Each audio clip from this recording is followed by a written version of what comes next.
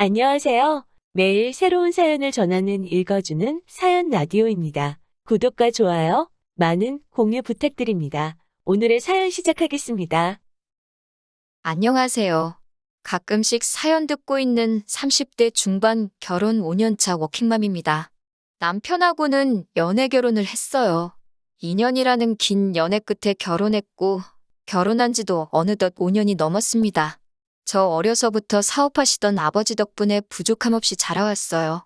연애할 때도 경제적인 어려움 하나도 없었습니다. 남편은 저와 반대로 어렸을 때는 엄청 가난하게 보냈다고 합니다. 과거에 회사 다니시던 시아버지가 IMF 맞고 회사가 부도가 나서 실직을 하게 되셨고, 그 뒤로 다시 취직을 하지 못하시게 되면서 가족들이 길바닥에 나앉게 된 상황에 음식 솜씨 좋으신 시어머니가 반찬 가게에 취직을 하셔서 일을 하시며 생활비를 버셨다고 들었어요. 차츰차츰 원래 주인이 해서 내놓던 반찬보다 어머님이 곁다리로 한두 개씩 해놓은 음식들을 찾는 손님이 많아지면서 가게에서 중요도가 오르셔서 월급을 많이 올리셨다고 들었고, 저와 남편이 연애 막바지쯤, 그러니까 결혼을 준비하던 시기에는 그 가게를 시어머니가 인수를 하시네 만에 뭐 이런 이야기가 나오고 있었습니다. 덕분에 결혼할 때 시댁에서는 돈이 조금 필요한 상황이라 지원을 많이 받지는 못했어요. 시아버지가 심지어 퇴직금 받은 것에 더불어 같이 사업하자는 전 직장 동료에게 속아 넘어가 빚보증까지 서게 되었고, 그 빚을 갚고 있느라 남편도 당시에는 모아놓은 돈이 많은 편은 아니었었습니다. 그나마 다행인 건 당시 저희 부모님이 여유가 있는 편이었고, 저도 모아놓은 돈이 조금 있었다는 거예요. 사랑하는 사이인데 누가 돈을 더 해오는 게 뭐가 중요한가 싶었어요.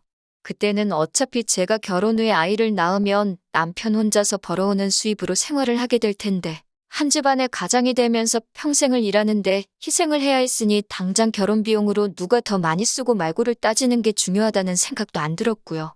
그렇다고 제가 모아놓은 돈이 억소리나게 많은 것도 아니고, 친정 부모님이 아파트를 해결해 주셨지만 그것도 무슨 노른자위 땅에 있는 몇십억짜리 집 해주신 것도 아니고, 경기권 신도시 근처에 있는 지은지 조금 된 아파트 정도를 해주셨으니까요. 평생을 바쳐 일하게 될 남편 노동값에 비하면 크게 차이가 날 거라고는 생각하지 않았어요. 아직도 제가 일을 하고 있을 거라곤 그때 당시에는 생각하지 못했으니까요. 아이러니하게도 과거에 힘들었던 시댁은 반찬 가게를 실제로 인수하게 되면서 저희가 결혼 후에는 주변에 입소문까지 타게 되면서 장사가 엄청 잘 되게 돼요. 3년 만에 빚도 다 청산하시고 지금도 성황리에 장사 중인 상황입니다. 반대로 중국을 오며 가며 사업을 하시던 아버지 회사는 불경기 속에서 차츰 실적이 안 나오기 시작하더니 코로나 터지면서 완전히 망해버렸고요. 아버지 사업이 망하기 전까지는 저도 집에서 전업주부로 살고 있었는데 집안 상황이 어려워지니 제가 일을 안 할 수가 없더라고요. 아무리 결혼할 때 먹고 살만해서 저희한테 집을 해주셨다 한들 남편 외벌이 가지고는 친정의 생활비 명목으로 돈을 보내기도 눈치가 보였고, 액수도 둘이 벌어먹고 살기에나 적당하지 양가 부모님 똑같이 챙기면서 모으기에는 모자란 부분이 있었으니까요. 또 남편도 연애 때도 그랬지만 입에 돈 아껴야지 절약해야지를 달고 살았는데 결혼 후에도 그 버릇이 고쳐지지는 않았어요. 어렸을 때 힘들게 자랐다고 하니 오죽 힘들었으면 그래도 한참 때인 나이인데도 저렇게 갖고 싶은 거 참고 쇼핑을 가도 세일 코너 아니면 쳐다보지도 않고 그러는 모습 보고 안쓰러웠던 적도 있었거든요. 그런데 이제는 그런 모습이 정말 지치고 짜증이 나기 시작하네요. 남편이 친정 가는 걸 너무 좋아하거든요. 시댁 가는 건 그렇게 싫어하면서 친정에는 오히려 먼저 나서서 가자고 합니다. 친정에 가면 어머니가 이것저것 막 퍼주시고 외식도 시켜주시고 그랬으니까요. 아직 우리가 신혼이던 초반에는 아버지 회사가 상황은 안 좋았어도 아예 망하지는 않았었으니까요. 저희만 갔다 하면 저희들 데리고 바로 장 보러 가셔서 저희들 필요한 장도 대신 봐주셨고, 그날 저녁까지 반찬 이것저것 해서 다 싸주셨어요. 어머니가 이제 연세도 많고 하시니 저는 부담스럽기도 하고, 저희 때문에 하루 종일 불 앞에 서 계시면서 반찬하는 거 보면 마음이 안 좋거든요. 제가 음식을 못하는 것도 아니고 말했다시피 결혼 초반에는 전업주부였으니까 제가 해먹으면 되는 거였으니까요. 그래서 하루는 친정 가자는 남편한테 오늘은 가지 말자고 했어요. 남편이 왜 안 가냐고 집에 지금 김치가 없다고 김치 받으러 가야 된다고 하더라고요. 그 말 듣는데 어이가 없어서 김치 그거 얼마나 한다고 남들도 다 돈 주고 사 먹는다고 하는데 우리도 돈 주고 사 먹자고 했어요. 그랬더니 생각이란 건 1초도 하지 않고 대번에 김치는 장모님이 해주신 거 가져와서 먹으면 공짠데 뭐하러 돈을 써가면서 먹냐고 하더라고요. 참나, 엄마 김치는 땅 파면 나오는 건가? 저게 30살 먹은 사람 머릿속에서 나올 수 있는 말인가 싶었습니다. 정말 냉장고에 김치만 있다면 아침 드라마에서 본 것처럼 김치로 싸대기를 한 대 날려주고 싶더라고요. 그리고 시어머니가 반찬 가게를 하시는데 왜 김치를 꼭 우리 엄마 김치를 먹어야 하냐고 따졌어요. 그랬더니 남편이 거기는 돈 주고 파는 것이지 않냐고, 돈 주고 파는 걸 공짜로 어떻게 가져가냐, 그건 도둑질이라고 하는 거다. 오히려 저를 가르치려 들더라고요. 지네 부모님 건 돈 주고 사야 된다고 그렇게 챙기는데 또 장모님 내서 가져오면 공짜 아니냐고 맛있게 처먹기는 다 처먹어 놓고 저희 엄마한테 감사하다고 선물이나 용돈 한 번 제때 준 적도 없어요. 한 번은 정말 저희가 부탁드린 적 없는데도 반찬통 커다란 것 여러 개 이것저것 싸가지고 찾아오셨어요. 제가 친정 가는 거 탐탁지 않아 했으니 거의 2주에 한 번꼴로 오던 저희가 친정에 통 오질 않게 되니 친정어머니가 무슨 일인가 하고 스스로 찾아오신 거죠. 반찬 가게 하시는 시어머니는 한 번을 먹고 싶은 반찬 있냐 물어보신 적도 없는데 이렇게까지 해주시니 너무 감사했죠. 그런데 남편은 그 상황에서도 차비라도 하시라고 용돈 조금 쥐어드릴 법도 한데 그런 것도 없고 너무하더라고요. 제가 조금 드리라고 눈치도 줬는데 양가의 용돈은 똑같이 드려야 나중에 말이 안 나온다면서 거절당했고요. 그 와중에 친정어머니가 싸다 주신 반찬 정리하면서 이 반찬통은 다 쓰면 돌려드려야 되나 묻고 있더라고요. 아직 새 것 같고 좋아 보인다고 우리가 그냥 쓰면 안 되냐고요? 저는 그냥 그런 게 어릴 적에 힘들게 자라서 몸에 배어있는 아끼는 습관이라고 생각했습니다. 그냥 뼛속까지 거지근성으로 가득 차 있는 사람이라고는 생각도 못했어요. 아버지 사업이 기울게 되면서 집은 많이 어려워졌지만 그나마 다행인 건 아버지 회사가 망하면서도 빚은 그렇게 많이 지지 않았다는 겁니다. 부자가 망해도 3대는 간다고 3대까지 떵떵거리며 살 수 있는 재력은 아니었지만 그래도 약간의 여유자금이 있어 친정어머니께서 작은 연탄구이집 하나를 시작하게 되었습니다. 친정아버지는 사업 노하우를 가지고 계시니 다시 일어나 보겠다고 따로 일을 하시고 어머니 혼자 당장 필요한 생활비에 노후 준비 겸 해서 일하시고 계시는 상황이었어요.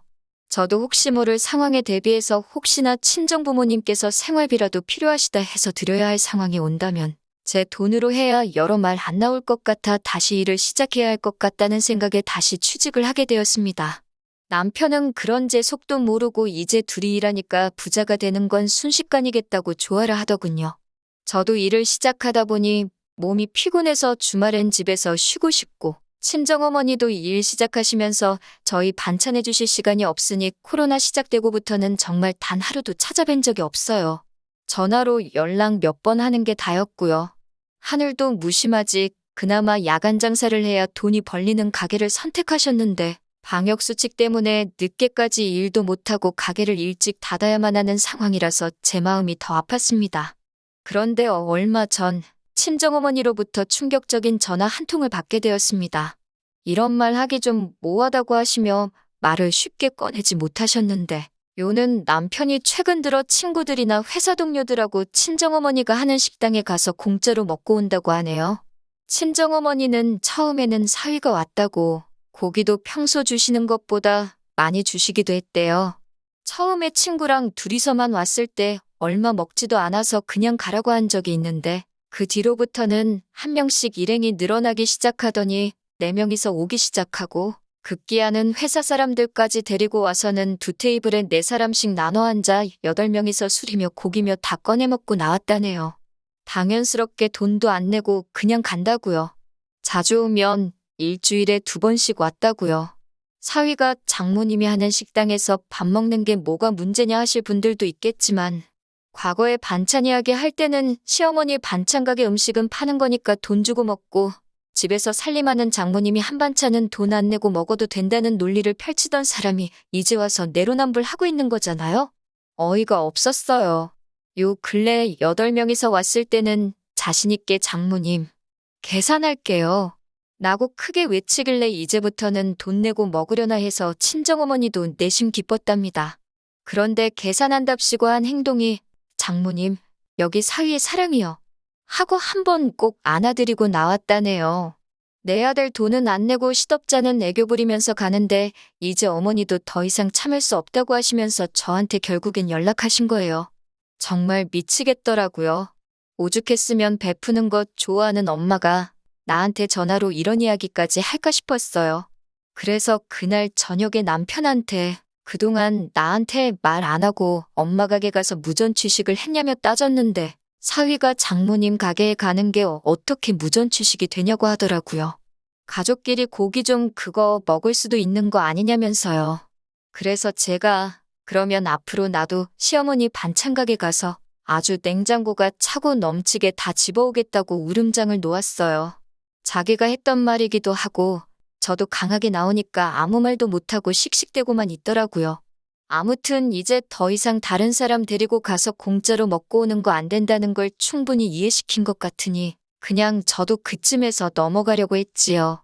그런데 정말 이 뼛속까지 남아있는 거지근성은 어디 버릴 수가 없는 건지 정말 남편의 어이없는 행동에 넋을 놓아버리는 일이 얼마 뒤 일어났습니다.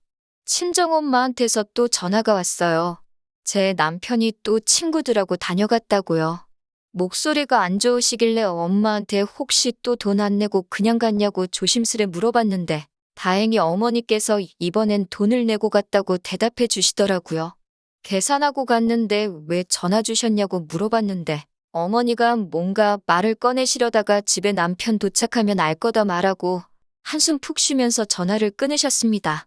무슨 헛짓을 하고 왔는가 오만 가지 생각이 드는데 문 열고 들어오는 남편 보면서 아주 기절초풍하는 줄 알았습니다. 양손 가득 비닐봉지를 들고 들어오길래 뭔가에서 봤더니 엄마 식당에 셀프바에 있는 겉절이 김치를 싸가지고 왔더라고요. 이 미친 인간아, 이걸 왜 가져오냐 소리쳤더니 이건 엄연히 셀프바에 있는 공짜를 가지고 온 거라고 그게 뭐가 문제가 되냐는 식으로 당당하게 나오더라고요. 아침 드라마에서처럼 김치 가지고 싸대기를 날리지는 못했지만 그 봉지를 뺏어서 얼굴에다가 철푸덕 던져버렸어요. 봉지가 터져서 겉절이 김치로 범벅이 된 남편이 적반하장으로 밑반찬은 자기가 낸 돈에 포함된 거 아니냐고 하면서 뭐가 문제냐고 계속 큰 소리를 치고 있더라니까요. 더 어이없는 건 나중에 엄마한테 전해 들은 건데 친구들한테도 한 봉지씩 싸줬다고 하더라고요. 온갖 생색은 다 내면서요. 겉절이가 집에서 간단하게 만들기엔 김장보다 편하지만 식당에서 하는 건 김장 못지않게 어렵거든요. 거기에 요즘 경기에 사람 쓰기도 뭐해서 정말 주방일도 엄마 혼자서 하시는데 매일같이 한 달어이씩 하시는데 그걸 공짜라고 가지고 온 거예요. 남편한테 그 길로 당장에 부동산 가서 이 집 내놓고 팔리면 그 돈 친정엄마 드릴 거라고? 그러니까 너는 다시 니네 부모님 집에 가 있던가 하라고 했습니다. 멀쩡한 우리 집을 왜 파냐고 따지길래 이 집엔 네 돈 들어간 거 하나도 없으면서 무슨 낯짝으로 우리 집이라고 하냐고 따졌어요. 우리 집이라고 부르고 이 집 지키고 싶으면 당장 시댁에 가서 이 집값의 반을 받아오라고 그렇지 않으면 이 집에서 너랑 같이 사는 것도 다 끝이라고 해줬습니다. 그제서야 남편도 사태의 심각성을 깨달았는지 저한테 제발 그렇게 하지는 말자고 살살 빌더라고요. 하지만 저는 쉽게 끝낼 생각 없었어요. 앞으로 정상적인 결혼 생활을 유지하고 싶으면 당장 시댁에 가서 집값의 반을 받아오라고 저도 끝까지 고집을 부렸습니다. 그렇게 대판 싸운 뒤로 이제 반년이 넘었네요. 방역수칙도 완화되고 이제 늦게까지 장사할 수 있어서 엄마 식당도 어느 정도 궤도에 올라왔습니다. 현재 남편은 집세 명목으로 저에게 생활비를 제외하고도 한 달에 100만 원씩 따로 입금을 하고 있어요. 앞으로 60개월, 그러니까 5년간은 계속 저에게 달마다 100만 원씩 보내기로 했습니다. 친정어머니께서 보태준 돈의 반을 채우면 그때 가서 그만 받겠다고요. 이 돈이 다 모이면 엄마한테 줄 생각이에요. 목돈이 돼서 드리면 당연히 반대하실 테니 앞으로 천천히 친정부모님께 필요한 것들 제가 찾아다가 하나씩 사드릴 계획입니다. 아직 뼛속까지 물들은 남편의 거지근성이 100%다 바뀌지는 않을 것 같아요. 처음에는 저도 시어머니 반찬 가게를 털어올까도 생각해봤는데 똑같은 사람 되는 것 같아 그건 싫고 남편을 사랑부실은 할 정도로 한번 바꿔보려고 합니다. 앞으로는 이런 어이없는 일로 싸우는 일 없이 화목한 가정이 되기를 기대하면서 오늘 저의 이야기는 여기서 이만 마치도록 하겠습니다. 긴 이야기 들어주셔서 감사합니다. 오늘의 사연은 여기까지입니다. 구독과 좋아요, 알람 설정해주시면 앞으로 더 좋은 사연으로 찾아오겠습니다. 감사합니다.